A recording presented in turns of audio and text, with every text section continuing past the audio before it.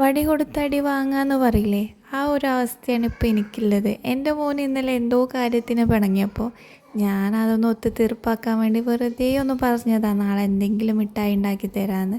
അവനത് കാര്യമാക്കിയെടുത്ത് നേരെ വെളുത്തപ്പം തുടങ്ങിയതാണ് കേട്ടോ, എന്താ ഉണ്ടാക്കാത്തത്, എപ്പോഴേ ഉണ്ടാക്കാമെന്ന് ചോദ്യം. അപ്പോൾ പിന്നെ ഒന്നും നോക്കിയില്ല, തട്ടിക്കുട്ടി എന്തെങ്കിലുമൊക്കെ ഒന്ന് ഒപ്പിച്ചു കൊടുക്കാൻ വിചാരിച്ചു.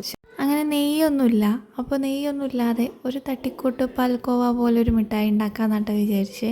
ഇതിനു മുമ്പ് ഞാൻ മൈദ വെച്ചിട്ട് ഉണ്ടാക്കിയപ്പോൾ സക്സസ് ആയിട്ടുണ്ടേ.